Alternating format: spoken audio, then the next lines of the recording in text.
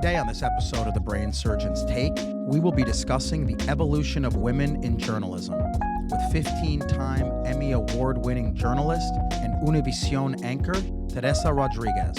Learn how the media industry has become more inclusive over time and how breaking gender stereotypes has opened the door for women to take leading roles in this ultra-competitive field. Much more on this podcast episode. Welcome back, everyone.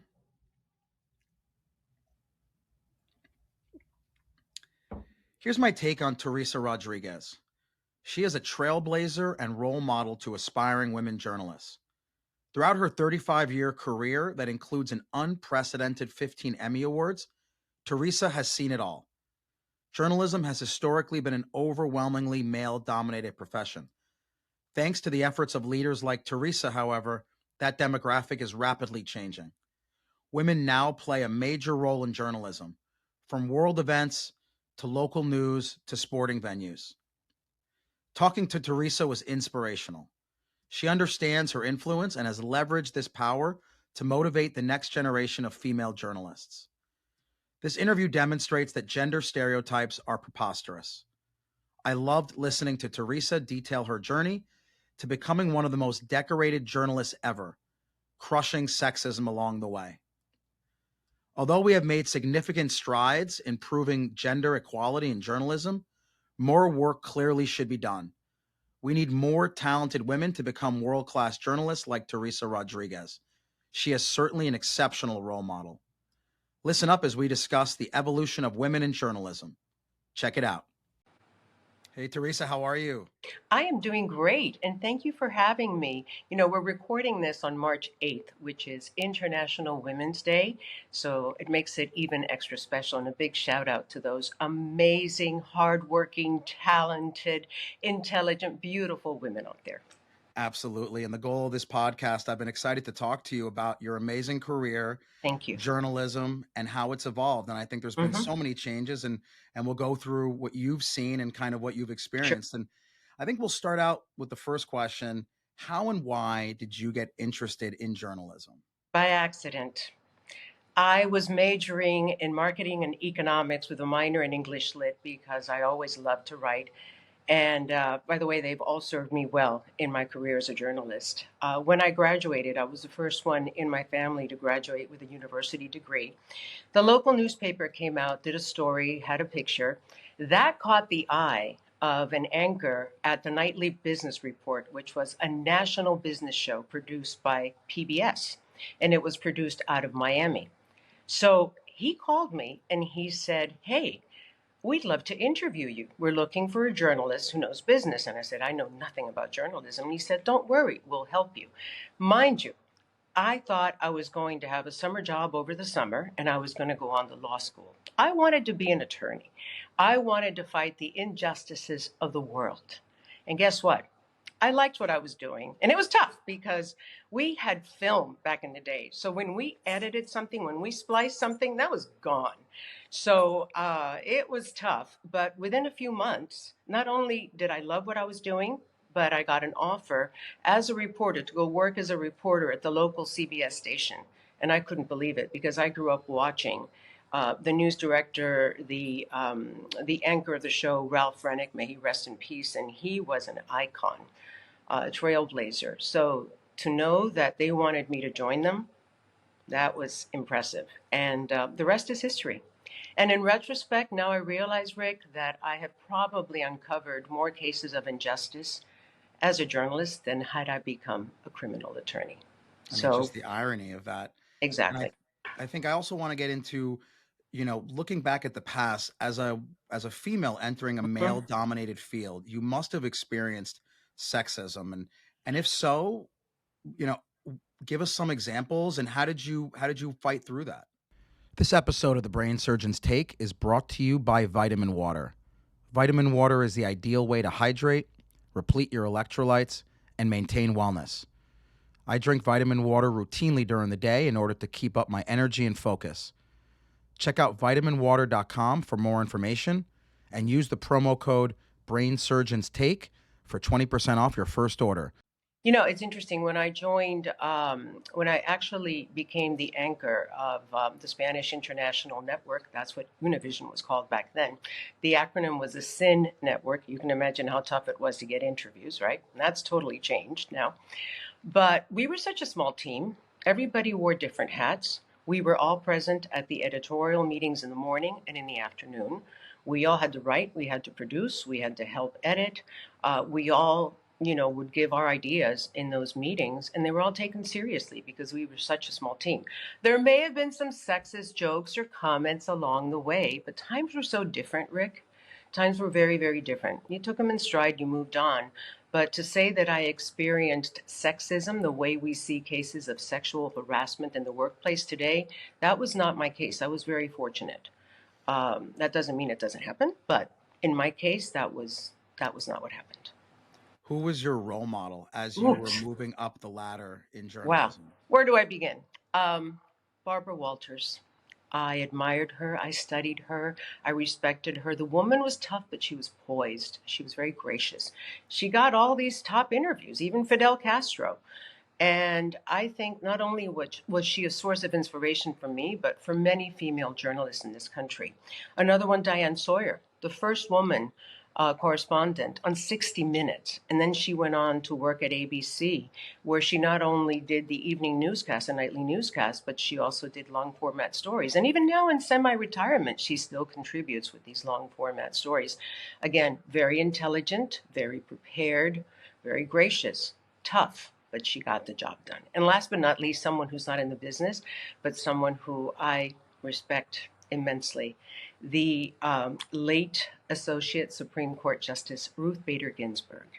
Small in stature, but what a giant when it came to women's rights and gender equality. She defied so many stereotypes.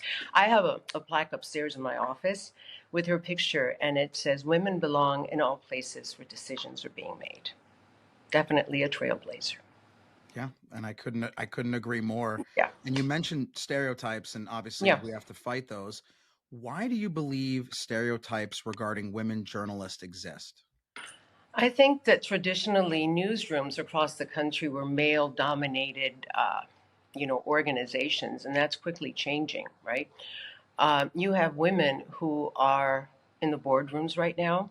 You have women presidents of news divisions. I'll name a few: ABC, CBS, MSNBC. You have women who are also heading large TV and radio station groups. And you have other women in mid level positions, such as executive producers, editorial writers, you've got editors. So I'd like to think that that is changing because you have so many women at these high levels making decisions and trying to be inclusive. And I want to add something else which is important. It's not just because they're women, it's because they're the best candidate for the job. They know what they're doing, they're passionate. So they're there because they deserve to be there. It's not because, hey, I'm a woman, I should be here. No, they deserve to be there. Again, I'd like to think that it keeps changing and you're going to see more women in these very pivotal positions because it is key. I've always thought that your news organizations and your news programs should represent the communities that we serve. And guess what? Women are over 51% of the population. So it's time. And we talked about this offline, but how much do you think motherhood, how Oh, much of a role does that play into the formation of these stereotypes? you're talking about that maternal wall, and little by little, those bricks are falling. There's this bias that women, if we're caregivers, if we're moms, we're not going to give the job 100%. At the same time, the bias that, well, men are the breadwinners, so men are going to focus more on their jobs and their positions and not so much on caregiving. That's changed. Um, for example, it used to be maternity leave. Women took maternity leave. Now it's parental leave because both mom and dad want to be there for their children. The concept is changing. I do know it still involves sacrifices. Some women are still making less than men.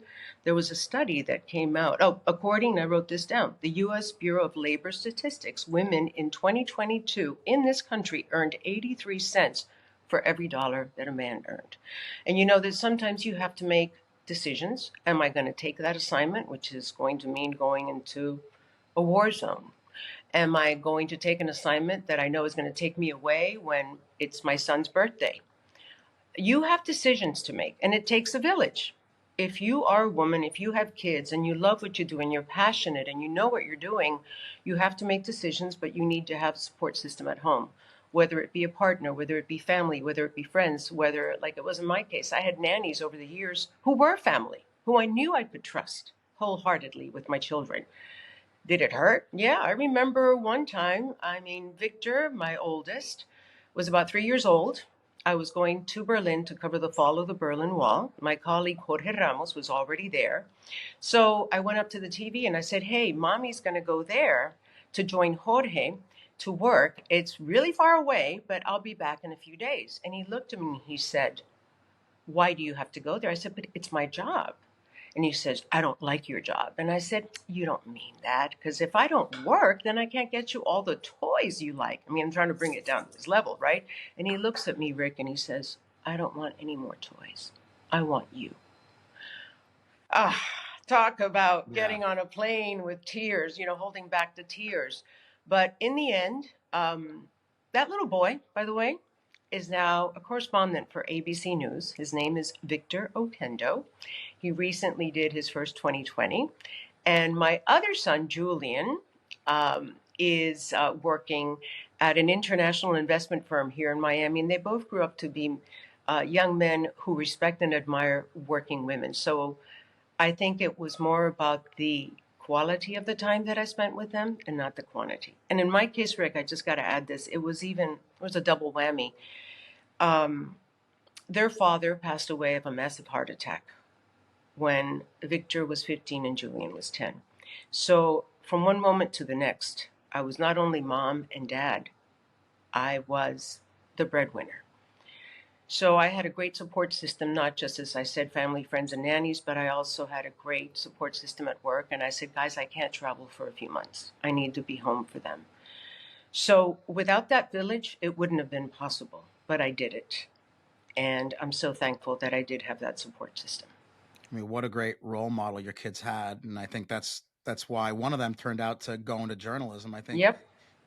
Seeing that as a child obviously has to have an impact.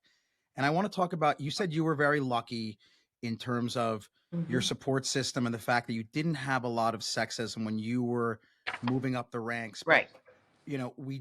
How often do you feel that female journalists face sexual harassment, false assumptions about their abilities in today's society? And how does the Me Too movement play into that?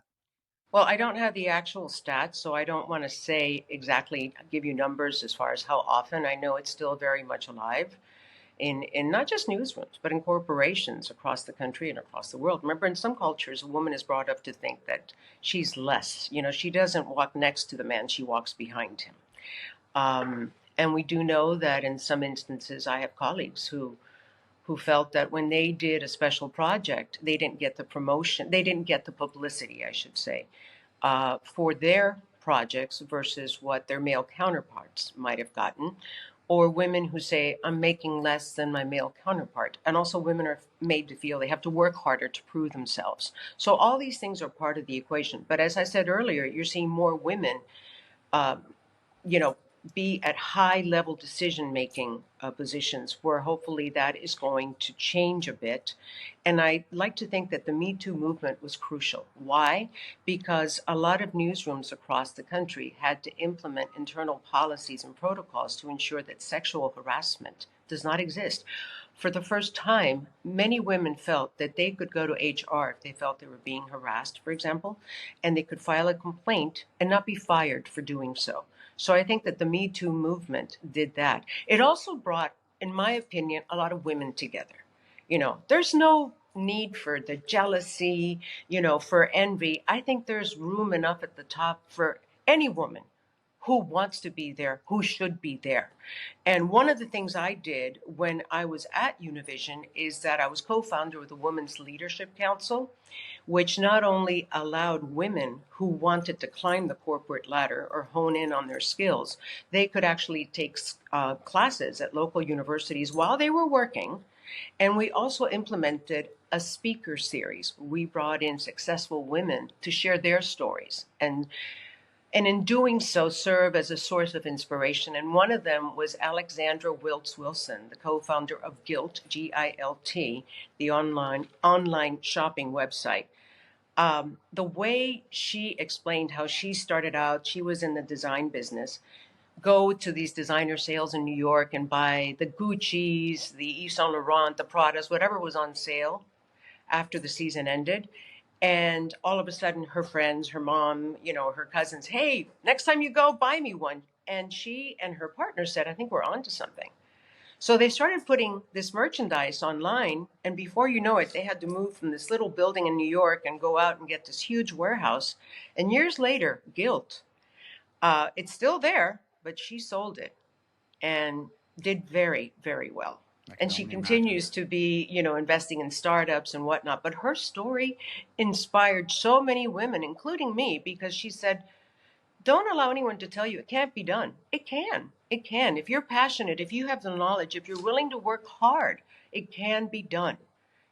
And she's living proof. So I think that in itself was wonderful to have that and to help other women reach their goal and their dreams. Let's keep focusing on the stereotypes and the controversial topics in journalism. Something that many people have issue with. Obviously, I don't, and I know your answer to it. But women covering male sporting events. What's your opinion on that? I think they earned it. And I see more and more women covering sports events, games, commentary, analysis.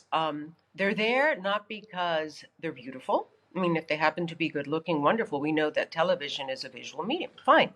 But they got to have something up here. They got to know what they're doing. They got to be prepared. They got to be passionate about what they're doing because their work is what is going to earn them the respect of their peers. Okay. The looks are going to fade. Okay. The camera doesn't lie. Camera picks up a lot of stuff. And the audience is smarter than we think. So if you're going to do that, it's because this is what you want to do. This is what you love to do. Rick, as a neurosurgeon, our fields are very demanding. They're very demanding. So if you're not passionate about what you're doing, if you don't know what you're doing, then don't do it because you're going to spend, unfortunately, sometimes a lot more time there than you are at home. So, I think these women are there, again, because they earned it, because they know what they're doing, because they're qualified, and they're probably the best candidate for the job, not just because they're women. There is a stat that I want to share with you, which I thought was really interesting. This is according to a Pew Research survey in March of 2022. They actually interviewed 12,000 U.S.-based journalists. Listen to this. Men account for 83% of sports reporting versus women who account for 15%. It's quite a big gap. Quite a big gap. It's huge. So there's a lot of work to be done, but only if that's what you're passionate about and that's what you want to do and you're good at it and you do your homework and, your work is going to speak for itself. Yeah, that is perfectly said. You got to be the best for the job and you got to love what you do. Exactly. Yeah. It's not that difficult. It's not that difficult. Yeah. You got to find what you love. And I think that when you see women journalists covering sports, that's what they're good at. That's what they love. There should be no issue with the gender of a journalist as long as they're passionate and they're good at it. Another controversial topic that we discussed offline is how do you feel about breaking news on social media? Ooh, yeah. Breaking news on social media. Well, thanks to our telephones, anyone can call themselves a reporter these days. And you got to be careful who your source is. You don't want to spread misinformation. And I'll give you an example. When the Parkland shooting was happening, our phones were blowing up with videos coming in. At Univision, they, at the time, they said, we can't go on the air, break into programming unless we have at least two credible independent sources who can confirm that this is happening. Because it used to be, well, we want to be first with the news. You better be right. Facts matter. So, and if you go on and you happen to say something that isn't true, first of all, admit that you don't have all the facts. Everything's coming in. We have this information. We can't confirm this other stuff. This is happening as we speak. But facts do matter. And when you go on and you're breaking into programming and you have, this is what's happening, it also says something about your credibility and your integrity. So you have to be very, very careful. There's a very fine line. So to those of that get the phone and say, "Oh my God, this is happening," you better see what the source is, and maybe you should go check different sources to make sure that is correct.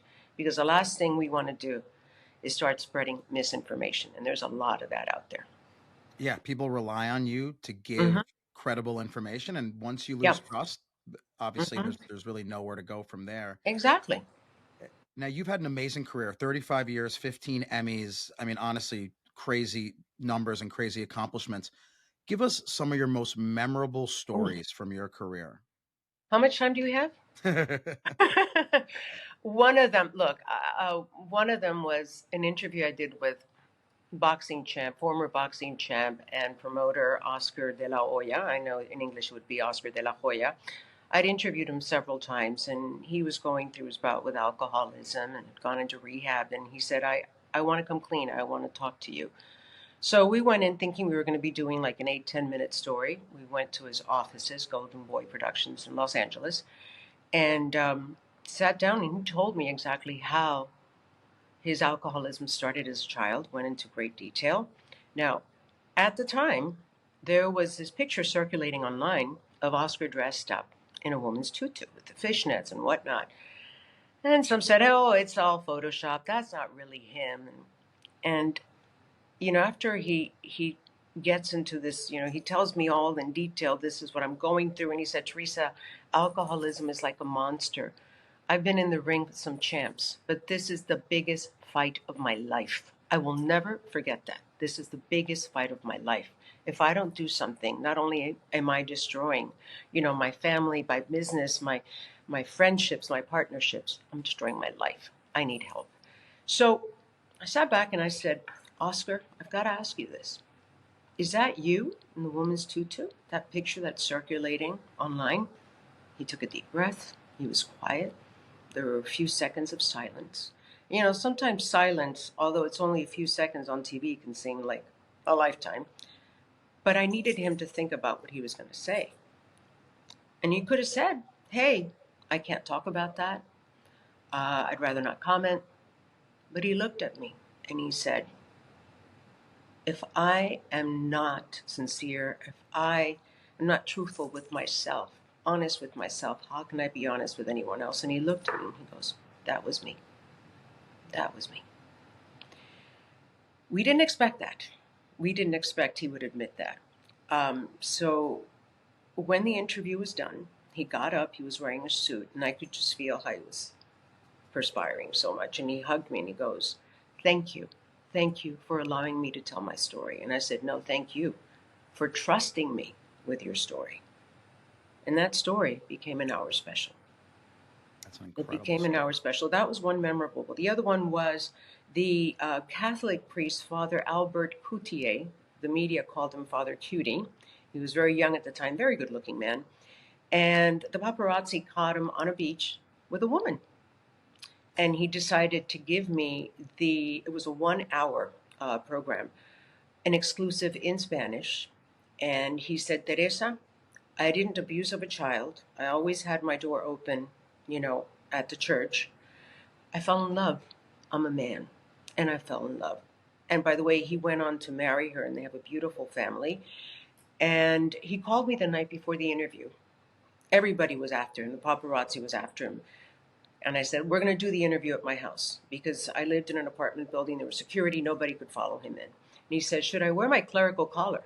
I said, "How do you feel about that?" He goes, "Well, I took an oath to God. I will always be a man of God." And I said, "Well, then I'll let you sleep on it, and you surprise me in the morning when you get here." Sure enough, he walked in with his clerical collar, and that was one of my questions. And I said, "We had a conversation last night about whether or not you were going to wear your clerical collar. You decided to wear it. Why?" And he said the same thing to me that I just said to you a few seconds ago. That was an amazing, amazing interview. And he did leave the Catholic Church. He's a member. He's a member of the Anglican, the Episcopalian Church. And he said, I tried to talk to the church because I think we needed to relax some of the norms. I've always felt that a priest should be able to marry. He perhaps has a better understanding because he has a family. Um, but that interview, that was quite a get.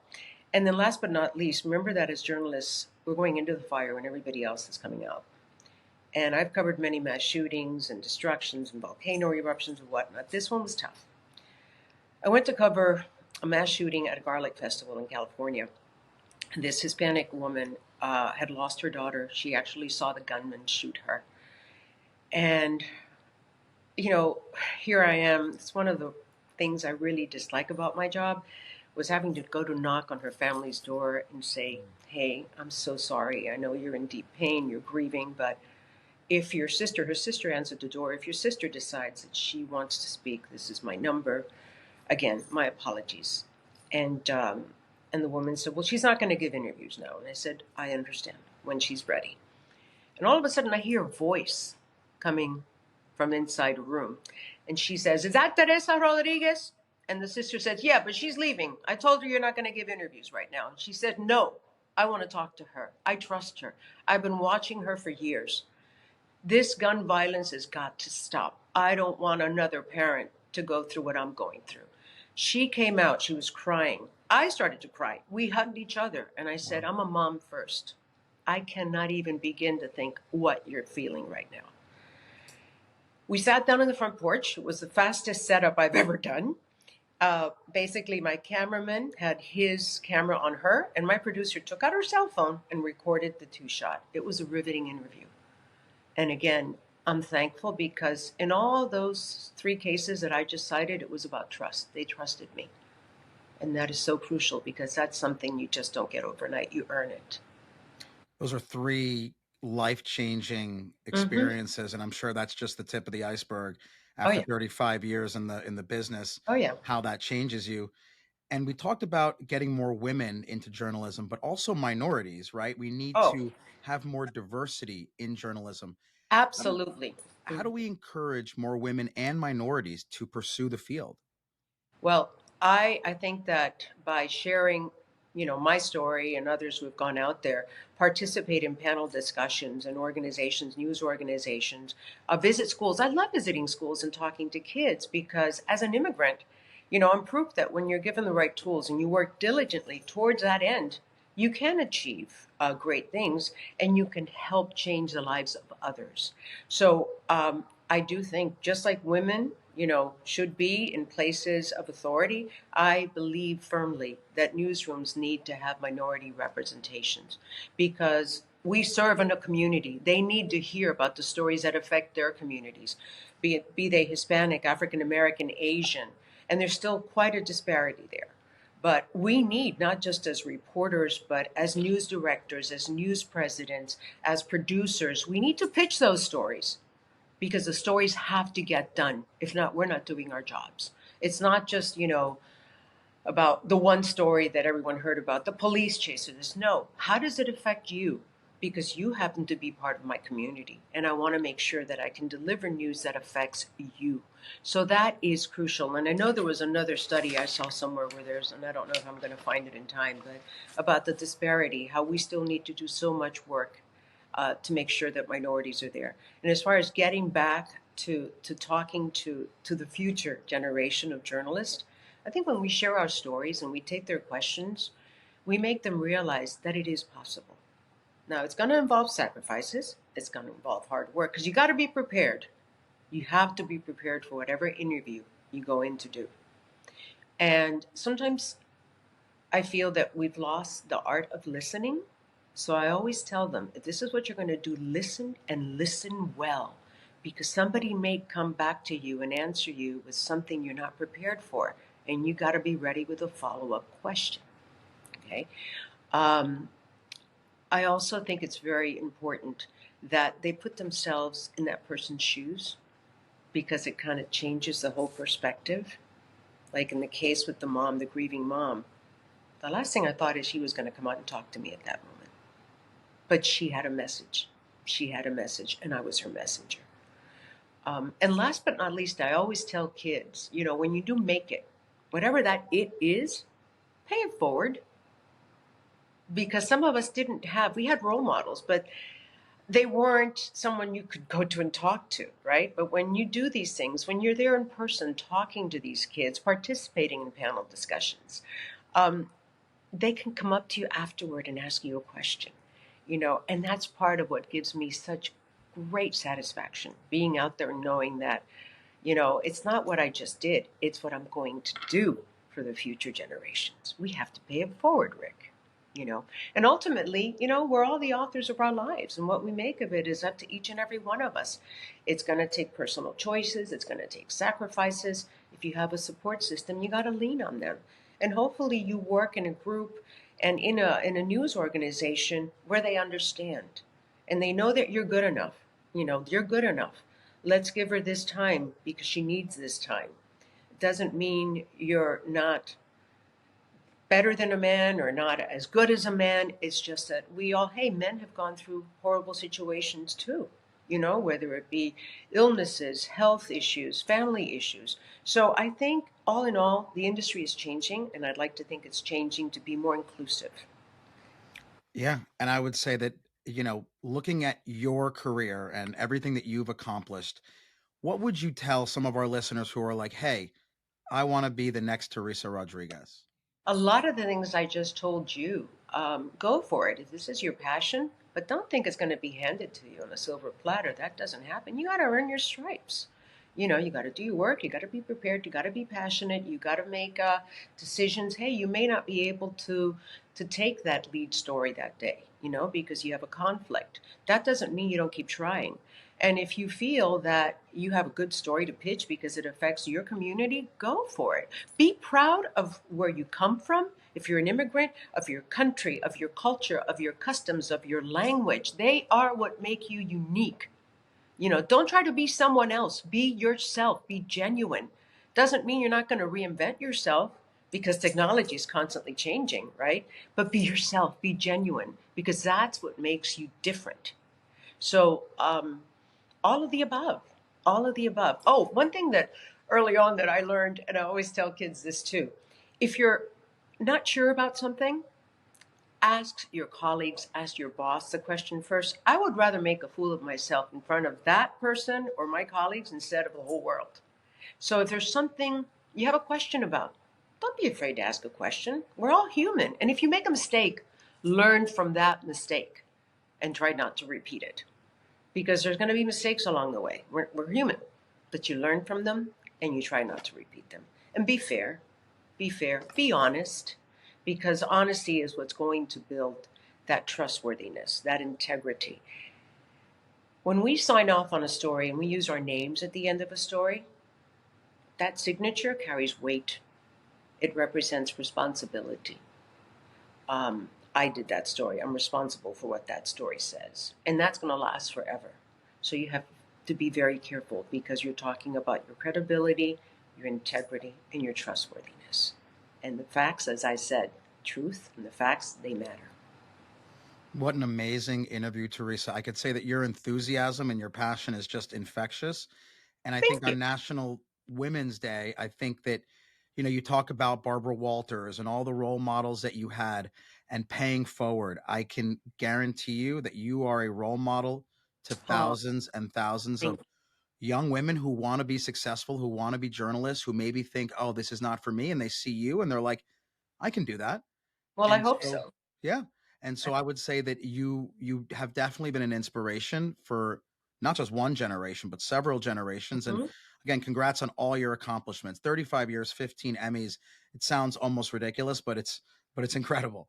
So And a again, George Foster congratulations. Peabody Award and a George Foster Peabody Award. So I, again, thank you for the opportunity to share my story. And I hope that I continue to inspire future generations of journalists and just working women out there, professionals who are where they are because they deserve to be there. They earned it and they're the best candidate for the job, period. Amen. Teresa, Thank thank you so much for your time and you. have a wonderful weekend. Thanks so much. Likewise.